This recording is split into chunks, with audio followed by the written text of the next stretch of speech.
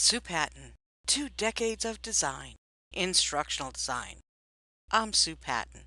Why don't you hang out a few minutes and let me share with you some of the highlights of my instructional design career.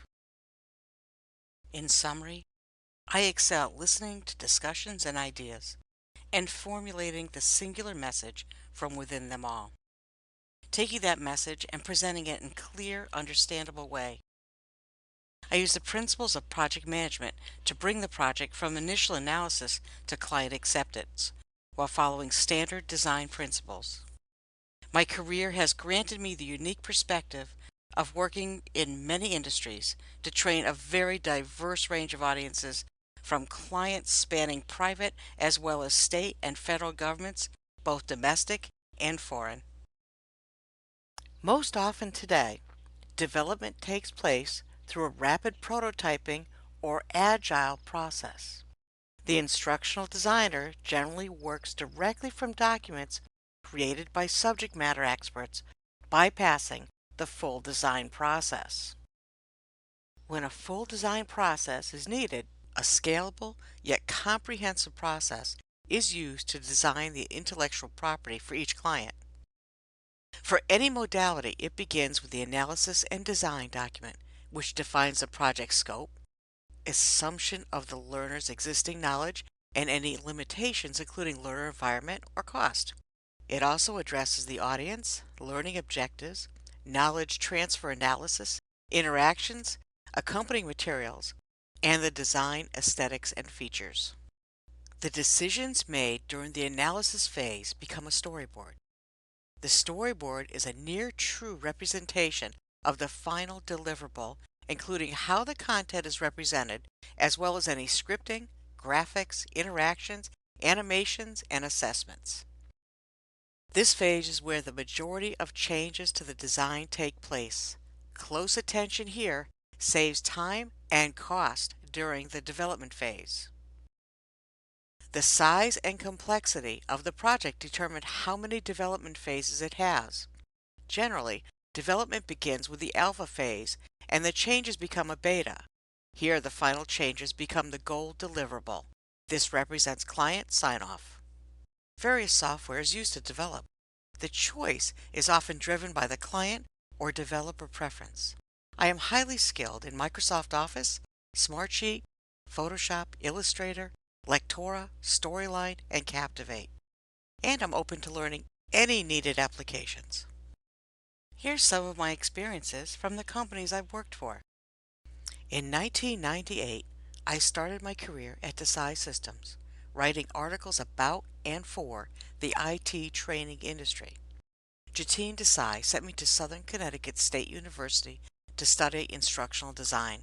In the decade with Desai, I learned about and began my career in project management and instructional design.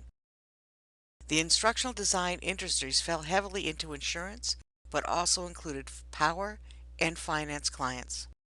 The topics focused on IT simulations and new employee training. In 2007, I joined the Center for Emergency Preparedness and Disaster Response at Yale New Haven Health. The center is completely grant and contract funded. These years focused on the healthcare and disaster industries.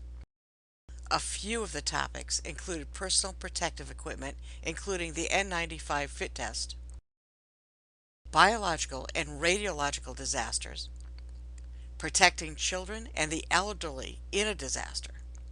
It also included disaster planning and exercises, including assisting with and the development of and participating in the live mass vaccination deployment exercise in New York City with more than 100 volunteers. I also led a large team of designers, programmers, graphic artists, and subject matter experts in developing multiple trainings about evacuating people with medical dependencies, funded by a $3.5 million award from Homeland Security. 2013 led me to Net Dimensions and their diverse client list. The main industries I worked in included travel, aerospace, tires, consumer products, communications, law, and port security. I developed training for Fidelio cruise ship software, a leading line of salespeople, supply chain management, spend analytics, customer service, simplified technical English, disaster preparedness, new employee security training, and English writing. Some projects were multi-year. 2017 brought me back to the healthcare industry at Connecticut Children's Medical Center. The topics included different software trainings, as well as training in leadership, workplace violence, harassment prevention, and compensation. Software training included ADP, Skype, GoToMeeting, Cornerstone, Halogen, Smartsheet, and hiring software. In 2019, I returned to consulting to consult in the power industry again. The work includes both instructional design and remote training using the Teams environment. The audiences include IT, field workers, engineers, and supervisors. These audiences receive training in ServiceNow, business continuity planning, Maximo, ClickSchedule, ClickMobile, Caligo, Epic Field, and more. Thank you for taking the time to take a peek at my career. For more information or to discuss a remote position, please email me.